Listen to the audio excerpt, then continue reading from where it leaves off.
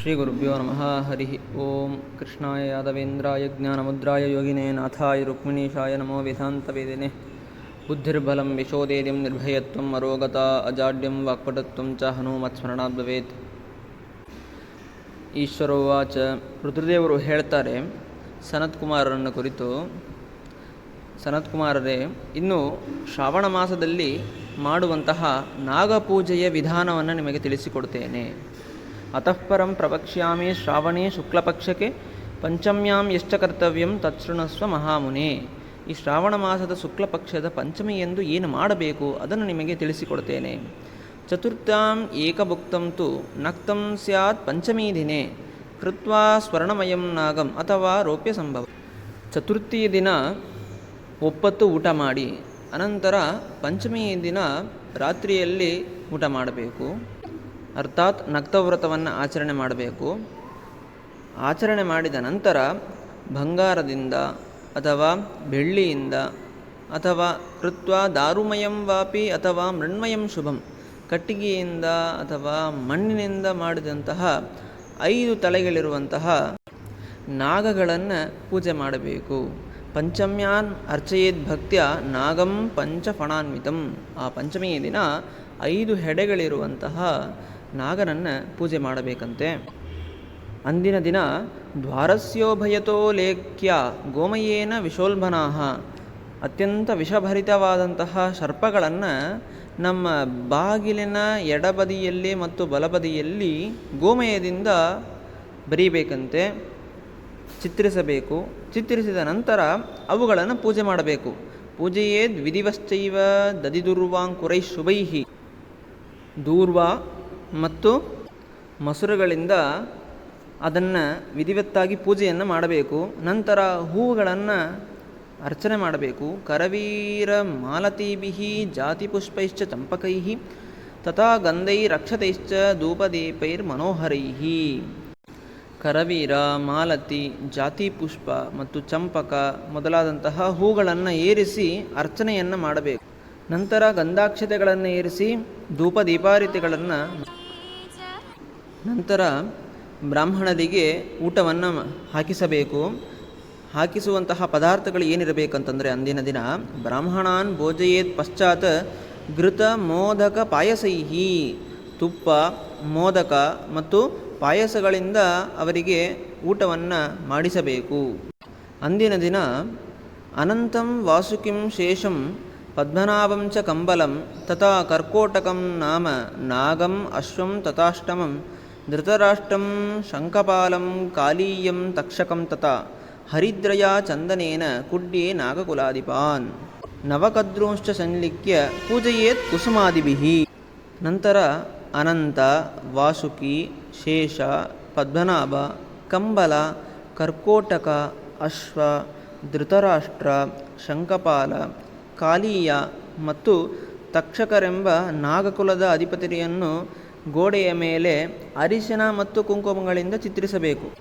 ಚಿತ್ರಿಸಿ ನಾಗಮಾತೆಯಾದಂತಹ ಕದ್ರುವನ್ನು ಅಲ್ಲಿ ಚಿತ್ರಿಸಬೇಕು. ಚಿತ್ರಿಸಿ ಅನೇಕ ಪುಷ್ಪಗಳಿಂದ ಅವುಗಳನ್ನು ಅರ್ಚನೆ, ಪೂಜೆ, ಧೂಪ ದೀಪಾದಿರತಿಗಳಿಂದ ಪೂಜೆಯನ್ನು ಮಾಡಬೇಕು. ಪೂಜೆ ಮಾಡಿದ ಮೇಲೆ ವಾಲ್ಮೀಕಿಯೇ ಪೂಜೆಯನ್ನಾಗ ದುಗ್ಧಂ ಚೈವಚು ಪಾಯತೆ.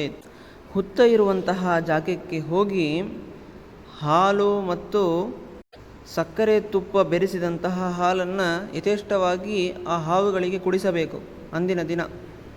ಮತ್ತು ಇನ್ನೊಂದನ್ನು ಮಾಡಬಾರದು. ಅಂದಿನ ದಿನ ಫಲಹಾರಕ್ಕೆ ಅಂಥೇಳಿ ಸ್ವೀಟ್ ಮಾಡಬೇಕು ಅಂಥೇಳಿ ಲೋಹಪಾತ್ರೆ ಪೋಲಿಕಾದಿ ನಕುರ್ಯಾತ್ ತದ್ದಿನೇ ನರಹ. ಹೋಳಿಗೆಗಳನ್ನು ಅಂದಿನ ದಿನ ಕಬ್ಬಿಣದ ಹಂಚಿನಲ್ಲಿ ಮಾಡಬಾರದು ಅಂತ ಹೇಳಿದ್ದಾರೆ. ಅಂದಿನ ದಿನ ಕಬ್ಬಿನ ಹಂಚಿನಲ್ಲಿ ಯಾವುದೇ ಪದಾರ್ಥಗಳನ್ನು ಮಾಡಬಾರದು. ಹಾಗಾದರೆ ನೈವೇದ್ಯಕ್ಕೆ ಏನು ಮಾಡಬೇಕು ಅಂತಂದರೆ, ಗೋಧೂಮ ಪಾಯಸಂ ಕುರ್ಯಾತ್ ನೈವೇದ್ಯಾರ್ಥಂತು ಭಕ್ತಿತಃ. ಭಕ್ತಿಯಿಂದ ಗೋಧೂಮೆ ಪಾಯಸವನ್ನು ಮಾಡಿ ನೈವೇದ್ಯವನ್ನು ಮಾಡಬೇಕು. ಭರ್ಜಿತಾಶ್ನಕರಾಶ್ಚೈವ ವ್ರೀಹಯೋ ಯಾವನಾಲಿಕಾಹ. ಹುರಿದ ಕಡಲೆ, ಗೋಧಿ, ಅರಳು ಇವುಗಳನ್ನು ಸರ್ಪಗಳಿಗೆ ನಿವೇದಿಸಿ ತಾನೂ ಅವುಗಳನ್ನು ತೆಗೆದುಕೊಳ್ಳಬೇಕು, ಅರ್ಥಾತ್ ಸ್ವೀಕಾರ ಮಾಡಬೇಕು. ಮತ್ತು ಆ ಹುರಿದ ಕಡಲೆಗಳನ್ನು ಬಾಲಕರಿಗೆ ಕೊಡುವುದರಿಂದ ಅವರಿಗೆ ಹಲ್ಲು ಗಟ್ಟಿಯಾಗುತ್ತೆ ಅಂತ ಒಂದು ಸಂಪ್ರದಾಯ ಇದೆ. ಬಾಲಕೇಭ್ಯೋ ಅರ್ಪಣೀಯಾಶ್ಚ ದೃಢಾ ದಂತ ಭವಂತಿ. ಬಾಲಕರಿಗೆ ಅದನ್ನು ಕೊಟ್ಟರೆ ಹಲ್ಲುಗಳು ಗಟ್ಟಿಯಾಗತ್ತೆ, ಸಣ್ಣ ಸಣ್ಣ ಮಕ್ಕಳಿಗೆ ಕೊಟ್ಟರೆ.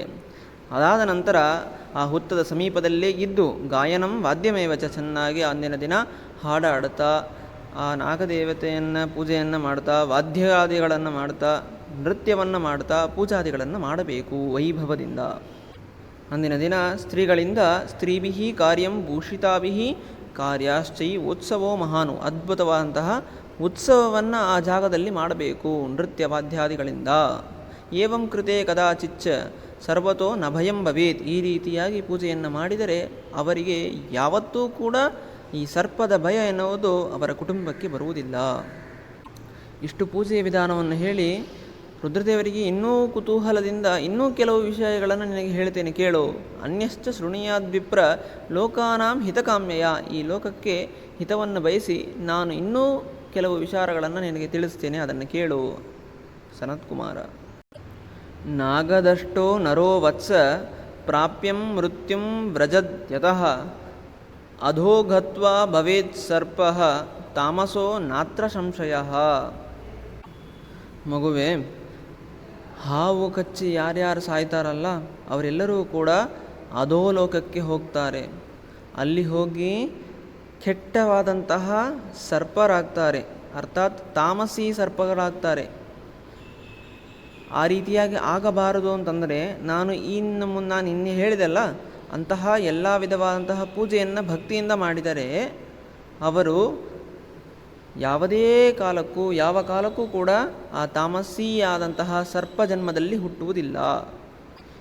ಈ ಪೂಜೆಯನ್ನು ಕೇವಲ ಶ್ರಾವಣ ಮಾಸದ ಪಂಚಮಿ ಎಂದು ಮಾಡದೇನೆ ಸಂಪೂರ್ಣವಾದಂತಹ ವರ್ಷ ಇಡೀ ಏವಂ ದ್ವಾದಶ ಮಾಸೇಷು ಮಾಸಿ ವ್ರತಂ ಚರೇತ ಪಂಚಮ್ಯಾಂ ಶುಕ್ಲಪಕ್ಷಸ್ಯ ಪೂರ್ಣೇ ಸಂವತ್ಸರೇ ಪುನಃ. ಆ ತಾಮಸಿಯಾದಂತಹ ನಾಗ ಜನ್ಮ ಬರಬಾರದು ಅಂತಂದರೆ 12 ತಿಂಗಳು ಕೂಡ ಈ ವ್ರತವನ್ನು ಪಂಚಮಿ ಶುಕ್ಲಪಕ್ಷದ ಪಂಚಮಿಯಂದು ಈ ವ್ರತವನ್ನು ಆಚರಣೆ ಮಾಡಿ ಬ್ರಾಹ್ಮಣಾಶ್ಚ ಯತೀಶ್ಚೈವ ನಾಗಾನುದ್ದಿಶ್ಯ ಭೋಜಯೇದ್. ಬ್ರಾಹ್ಮಣರನ್ನು ಮತ್ತು ಯತಿಗಳನ್ನು ಕರೆದು ಅವರಿಗೆ ಊಟಕ್ಕೆ ಹಾಕಿ ಅವರನ್ನು ಪೂಜೆ ಮಾಡಬೇಕು. ನಂತರ ಇತಿಹಾಸವಿಧೇ ನಾಗಂ ಕಾಂಚನಂ ರಕ್ತಚಂದ್ರಿತಂ. ಪಂಚಮಿ ವ್ರತದ ಕಥೆಯನ್ನು ಕೇಳಿ ಆಚಾರ್ಯರಿಗೆ ರತ್ನಖಚಿತವಾದಂತಹ ಅಥವಾ ಸುವರ್ಣ ರಚಿತವಾದಂತಹ ನಾಗ ಪ್ರತಿಮೆಯನ್ನು ಅವರಿಗೆ ದಾನವಾಗಿ ಕೊಡಬೇಕು. ನಂತರ ಅವರಿಗೆ ದಾನವನ್ನು ಕೊಡಬೇಕು. ಗಾಂಚ ದದ್ಯಾತ್ ಸವತ್ಸಾಂಬೈ ಸರ್ಪೋಪಸ್ಕರ ಸಂಯುತಾಂ. ಬ್ರಾಹ್ಮಣರನ್ನು ಪೂಜೆ ಮಾಡಬೇಕು, ಅವರಿಗೆ ದಾನವಾಗಿ ಕೊಡಬೇಕು. ಯಾವುದನ್ನಂತಂದರೆ ಹಾಲು ಕರೆಯುವಂತಹ ಒಳ್ಳೆ ಗೋವನ್ನು ದಾನವಾಗಿ ಕೊಡಬೇಕು. ಕೂಸಿನಿಂದ ಸಹಿತವಾದಂತಹ ಗೋವನ್ನು ದಾನವಾಗಿ ಕೊಡಬೇಕು. ಎಲ್ಲ ವಿಧವಾದಂತಹ ಅಲಂಕಾರಾದಿಗಳನ್ನು ಮಾಡಿರಬೇಕು ಆ ಗೋವಿಗೆ. ಅದರ ಕೊಂಬಿಗೆ, ಕಾಲಿಗೆ ಎಲ್ಲ ವಿಧವಾದಂತಹ ಆಭರಣಗಳನ್ನು ಹಾಕಿ ಕೂಸಿನಿಂದ ಸಹಿತವಾದಂತಹ ಆಕಳನ್ನು ದಾನವಾಗಿ ಕೊಡಬೇಕು. ಆ ದಾನವಾಗಿ ಕೊಡಬೇಕಾದರೆ ಹೇಳಬೇಕಾದಂತಹ ಮಂತ್ರವನ್ನು ನಿನಗೆ ತಿಳಿಸಿಕೊಡ್ತೇನೆ ಅಂತ ರುದ್ರದೇವರು ಸನತ್ಕುಮಾರಿಗೆ ಹೇಳ್ತಾರೆ. ದಾನಕಾಲೇ ಪಠೇದ್ಯೋಹಿ ಸ್ಮರನ್ ನಾರಾಯಣಂ ವಿಭುಂ. ದಾನಕಾಲದಲ್ಲಿ ಸಾಕ್ಷಾತ್ ಭಗವಂತನನ್ನು ಸ್ಮರಣೆ ಮಾಡ್ತಾ ಈ ಶ್ಲೋಕವನ್ನು ಹೇಳಿ ದಾನವಾಗಿ ಕೊಡಬೇಕು. ಸರ್ವಗಂ ಸರ್ವಧಾತಾರಂ ಅನಂತಂ ಅಪರಾಜಿತಂ ಏಕೆ ಚಿನ್ಮೇ ಕುಲೇ ಸರ್ಪ ದಷ್ಟಾ ಪ್ರಾಪ್ತಾ ಹ್ಯದೋಗತಿಂ ವ್ರತದಾನೇನ ಗೋವಿಂದ ಮುಕ್ತಿಬಾಜೋ ಭವಂತುತೆ ಅಂತ ಪ್ರಾರ್ಥನೆಯನ್ನು ಮಾಡಬೇಕಂತೆ. ಪ್ರಾರ್ಥನೆಯ ಕ್ರಮ ಹೀಗಿದೆ. ಸ್ವಾಮಿ, ಆ ಭಗವಂತನಾದ ವಿಷ್ಣುವನ್ನು ಸ್ಮರಣೆ ಮಾಡ್ತಾ ಎಲ್ಲ ಕಡೆ ವ್ಯಾಪ್ತನಾದಂತಹ ಸ್ವಾಮಿ, ನನ್ನ ಕುಲದಲ್ಲಿ ಯಾರು ಸರ್ಪ ಕಚ್ಚಿ ಮೃತರಾಗಿದ್ದಾರೋ ಮತ್ತು ಸರ್ಪದ ಶಾಪಾದಿಗಳಿಂದ ಅಧೋಗತಿಯನ್ನು ಹೊಂದಿದ್ದಾರೋ ಅಂಥವರು ನಾನು ಇಡೀ ವರ್ಷ ಶುಕ್ಲಪಕ್ಷದ ಪಂಚಮಿಯೆಂದು ಮಾಡಿದಂತಹ ಈ ವ್ರತದ ಪ್ರಭಾವದಿಂದ ಮತ್ತು ಇವತ್ತು ನಾನು ವ್ರತವನ್ನು ಸಮರ್ಪಣೆ ಮಾಡಿ ಬ್ರಾಹ್ಮಣರಿಗೆ ಗೋದಾನವನ್ನು ಕೊಟ್ಟು ನಾಗ ಪ್ರತಿಮೆಯನ್ನು ಕೊಟ್ಟರ ಪ್ರಭಾವದಿಂದ ಆ ಹಿಂದಿನ ಇನ್ನು ಮುಂದೆ ನನ್ನ ಕುಲದಲ್ಲಿ ಬರುವವರು ಯಾರೂ ಕೂಡ ಸರ್ಪದ ಭಯ ಮತ್ತು ಸರ್ಪದಿಂದ ಆಗುವಂತಹ ಕ್ಲೇಶಾದಿಗಳು ಅವರಿಗೆ ಎಂದಿಗೂ ಆಗಬಾರದು ಅಂಥೇಳಿ ಆ ಭಗವಂತನನ್ನು ಪ್ರಾರ್ಥನೆ ಮಾಡ್ತಾ ಈ ಮಂತ್ರವನ್ನು ಹೇಳಿ ದಾನವಾಗಿ ಕೊಡಬೇಕು. ನಾನು ಹೇಳಿದಂತಹ ಈ ಮಂತ್ರವನ್ನು ಹೇಳಿ ಪ್ರಾರ್ಥನೆ ಮಾಡಿಕೊಂಡು ಚಂದನದಿಂದ ಸಹಿತವಾದಂತಹ ಅಕ್ಷತಾ ಜಲವನ್ನು ಆ ವಾಸುದೇವನ ಅಗ್ರಭಾಗದಲ್ಲಿ ಅರ್ಥಾತ್ ಅರ್ಘ್ಯಪಾತ್ರೆಯಲ್ಲಿ ಬಿಡಬೇಕು. ಈ ರೀತಿಯಾಗಿ ಬಿಟ್ಟರೆ, ಸಮರ್ಪಣೆಯನ್ನು ಮಾಡಿದರೆ ಮುಂದೆ ಯಾರೂ ಕೂಡ ಸರ್ಪ ಕಚ್ಚಿ ಯಾರೂ ಕೂಡ ಅವನ ಕುಲದಲ್ಲಿ ಸಾಯುವುದಿಲ್ಲ. ಸತ್ತವರೂ ಕೂಡ ಸ್ವರ್ಗಲೋಕಕ್ಕೆ ಹೋಗ್ತಾರೆ. ಆ ನಾಗಲೋಕದಿಂದ ಉದ್ಧಾರವಾಗಿ ಸ್ವರ್ಗಲೋಕಕ್ಕೆ ಹೋಗ್ತಾರೆ. ಅನೇನ ವಿಧಿನಾ ಸರ್ವೇ ಯೇ ಮರಿಷ್ಯಂತಿ ವಾ ಮೃತಾಃ ಸರ್ಪತಸ್ತೆ ಬಿಯಾಸ್ಯಂತಿ ಸ್ವರ್ಗತಿಂ ಮುನಿಸತ್ತಮ.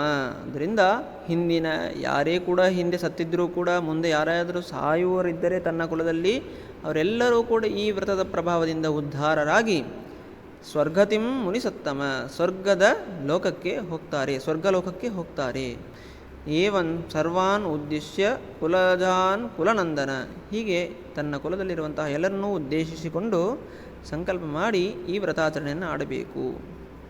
ಪ್ರಯಾತಿ ಶಿವಸಾನ್ನಿಧ್ಯಂ ಸೇವ್ಯಮಾನೋಪ್ಸರೋ ಗಣೈಃ ವಿತ್ತಸಾಢ್ಯ ವಿಹೀನೋ ಯಃ ಸರ್ವಮೇತತ್ ಫಲಂ ಲಭೇತ್. ಯಾರು ನನಗೆ ಅನೇಕ ದುಡ್ಡುಗಳಿದೆ, ನಾನು ಇದನ್ನು ಮಾಡುವುದಿಲ್ಲ ಅಂಥೇಳಿ ದಂಭಾಚರಣೆಯಿಂದ ಇದನ್ನು ಮಾಡದೇ ಇದ್ದರೆ ಅವರಿಗೆ ಪಾಪಾದಿಗಳು ಬರ್ತವೆ. ಆದರೆ ಎಷ್ಟೇ ದುಡ್ಡಿದ್ದರೂ ಕೂಡ ನಾನು ಅಲ್ಪ, ಭಗವಂತನೇ ಎಲ್ಲವನ್ನು ಕೂಡ ಕೊಟ್ಟಿದ್ದು ಅಂಥೇಳಿ ಭಗವಂತನ ಮೇಲೆ ಭಕ್ತಿಯಿಂದ ಈ ನಾಗಪೂಜೆಯನ್ನು ಯಾರು ಮಾಡ್ತಾರೋ, ವಿತ್ತದ ಶಾಢ್ಯ ಇಲ್ಲದೇನೆ, ವಿತ್ತದ ದರ್ಪ ಹಣದ ಢಂಬ ಇಲ್ಲದೇನೆ ಈ ಪೂಜೆಯನ್ನು ಯಾರು ಮಾಡ್ತಾರೋ ನಾನು ಹೇಳಿದಂತಹ ಎಲ್ಲ ಫಲವೂ ಕೂಡ ಅವರಿಗೆ ದೊರಕುತ್ತದೆ. ಅದರಿಂದ ದಂಬ ಇಲ್ಲದೇನೆ ಈ ಪೂಜೆಯನ್ನು ಆಚರಣೆ ಮಾಡಬೇಕು ಸನತ್ಕುಮಾರರೇ ಅಂಥೇಳಿ ಹೇಳ್ತಾರೆ ರುದ್ರದೇವರು.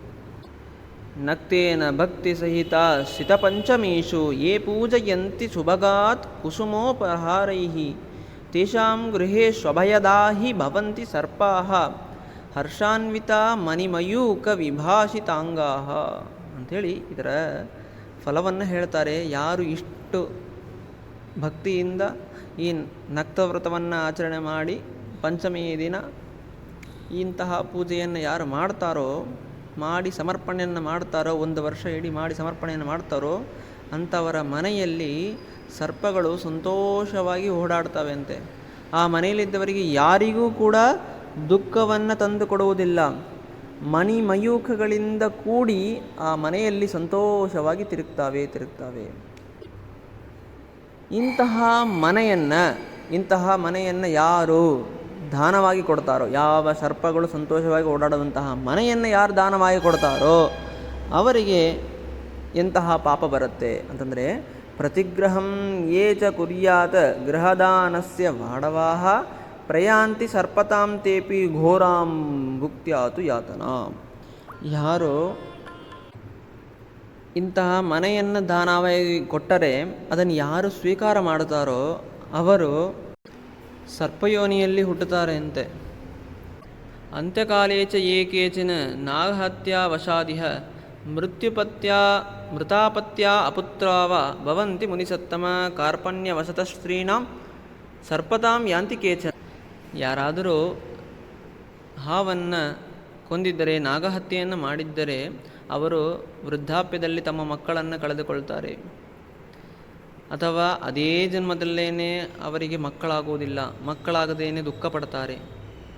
ಸ್ತ್ರೀಯರ ಕಾರ್ಪಣ್ಯಕ್ಕೆ ವಶವಾಗಿದ್ದರಿಂದ ಕೆಲವರು ಸರ್ಪಯೋನಿಯನ್ನು ಹೊಂದುವರು.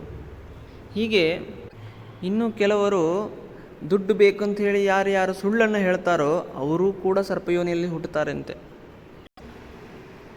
ಕಾರ್ಪಣ್ಯ ವಸತ ಸ್ತ್ರೀಣಾಂ ಸರ್ಪತಾಂ ಯಾಂತಿ ಕೇಚನ ನಿಕ್ಷೇಪಾನ್ ಮೃತವಾದಾಶ್ಚ ಕೇಚಿತ್ ಸರ್ಪ ಭವಂತಿ.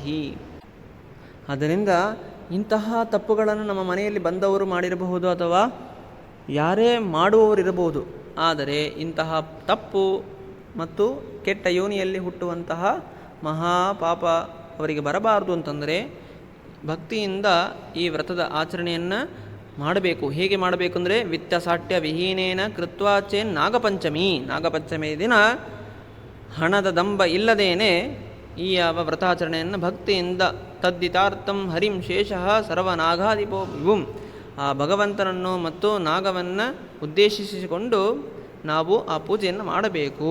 ಬದ್ಧಾಂಜಲಿ ಪ್ರಾರ್ಥಯತೆ ವಾಸುಕಿಶ್ಚ ಸದಾಶಿವಂ ಶೇಷವಾಸುಕಿ ವಿಜ್ಞಾಪ್ಯ ಶಿವವಿಷ್ಣು ಪ್ರಸಾದಿತೌ. ಭಕ್ತಿಯಿಂದ ಪ್ರಾರ್ಥನೆ ಮಾಡಿದರೆ ಪೂಜೆ ಎಲ್ಲ ಮುಗಿದ ಮೇಲೆ ಸ್ವಾಮಿ ನಮ್ಮ ಕುಲದಲ್ಲಿ ಬಂದವರು ಯಾರೂ ಕೂಡ ಕೆಟ್ಟ ಯೋನಿಯಲ್ಲಿ ಹುಟ್ಟಬಾರದು ಅಂಥೇಳಿ ಪ್ರಾರ್ಥನೆ ಮಾಡಿದರೆ ಆ ಭಗವಂತ ಅರ್ಥಾತ್ ವಿಷ್ಣು ಪ್ರಸನ್ನಾಗಿ ಅವರಿಗೆ ಅನುಗ್ರಹವನ್ನು ಮಾಡ್ತಾನೆ, ಅಥವಾ ಶಿವನೂ ಕೂಡ ಅನುಗ್ರಹವನ್ನು ಮಾಡ್ತಾನೆ. ಹೇಗೆ ಅನುಗ್ರಹವನ್ನು ಮಾಡ್ತಾನೆ ಅಂದರೆ, ಇಂತಹ ವಾಸುಕಿ ಮೊದಲಾದಂತಹ ಸರ್ಪಗಳು ಸ್ವಾಮಿ ನಮ್ಮ ಭಕ್ತರಾದಂತಹ ಭೂಲೋಕದಲ್ಲಿರುವಂತಹ ಇವರು ನಮ್ಮನ್ನು ಉದ್ದೇಶಿಸಿಕೊಂಡು ನಾಗಪಂಚಮಿ ದಿನ ಇಂತಹ ಪೂಜೆಯನ್ನು ಮಾಡಿದ್ದಾರೆ ಅಂಥೇಳಿ ಇವರು ರುದ್ರದೇವರನ್ನು ಮತ್ತು ಶಿವನನ್ನು ಪ್ರಾರ್ಥನೆ ಮಾಡಿಕೊಳ್ತಾರೆ. ಆ ನಾಗಗಳು ನಾಗಗಳು ಪ್ರಾರ್ಥನೆ ಮಾಡಿಕೊಂಡದ ಪ್ರಕಾರ ಭಗವಂತನು ಮತ್ತು ರುದ್ರದೇವರು ಇವರ ಮೇಲೆ ಅನುಗ್ರಹವನ್ನು ಮಾಡ್ತಾರೆ. ಶೇಷವಾಸುಕಿ ವಿಜ್ಞಾಪ್ಯ ಶಿವವಿಷ್ಣು ಪ್ರಸಾದಿತವು. ಈ ರೀತಿಯಾಗಿ ಪ್ರಾರ್ಥನೆ ಮಾಡಿಕೊಂಡ ಮೇಲೆ ಭಗವಂತ ಏನು ಮಾಡ್ತಾನೆ, ಮನೋರಥಾಸ್ತಸ್ಯ ಸುವರ್ಣಾನ್ ಸರ್ವಾನ್ ಸತ್ಕುರುತ ಪರಮೇಶ್ವರೋ ನಾಗಲೋಕೇತು ತಾನ್ ಭೋಕ್ತ್ವಾ ತು ವಿಧಿಭಾನ್ ಹೂನ್. ತಮ್ಮ ಇಷ್ಟಾರ್ಥಗಳೆಲ್ಲವೂ ಕೂಡ ಈ ಲೋಕದಲ್ಲಿ ಇದ್ದಾಗ ಎಲ್ಲವನ್ನು ಕೂಡ ಪೂರೈಸಿಕೊಳ್ತಾರೆ. ಏನೇನು ಬೇಕೋ ಎಲ್ಲವೂ ಕೂಡ ಭಗವಂತನ ಅನುಗ್ರಹದಿಂದ ಅವರಿಗೆ ದೊರಕ್ತದೆ. ನಂತರ ಎಲ್ಲರೂ ಕೂಡ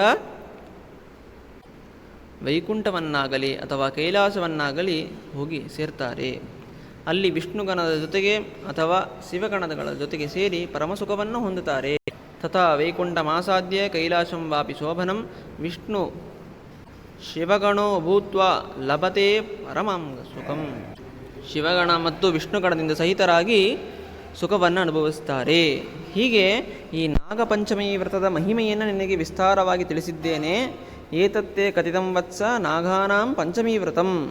ಅದರಿಂದ ಭಕ್ತಿಯಿಂದ ನಾನು ಹೇಳಿದ ಪ್ರಕಾರ ಈ ವ್ರತದ ಆಚರಣೆಯನ್ನು ಎಲ್ಲರೂ ಕೂಡ ಮಾಡಲೇಬೇಕು ಸನತ್ಕುಮಾರರೇ ಅಂಥೇಳಿ ಸನತ್ಕುಮಾರರಿಗೆ ರುದ್ರದೇವರು ಉಪದೇಶವನ್ನು ಮಾಡ್ತಾರೆ. ಇತಿ ಸ್ಕಂದಪುರಾಣೇ ಈಶ್ವರ ಸನತ್ಕುಮಾರ ಸಂವಾದೆ ಶ್ರಾವಣಮಾಸ ಮಾಹಾತ್ಮ್ಯೆ ನಾಗಪಂಚಮೀ ವ್ರತ ಕಥನಂ ನಾಮ 14ೋऽಧ್ಯಾಯಃ ಸಮಾಪ್ತಃ.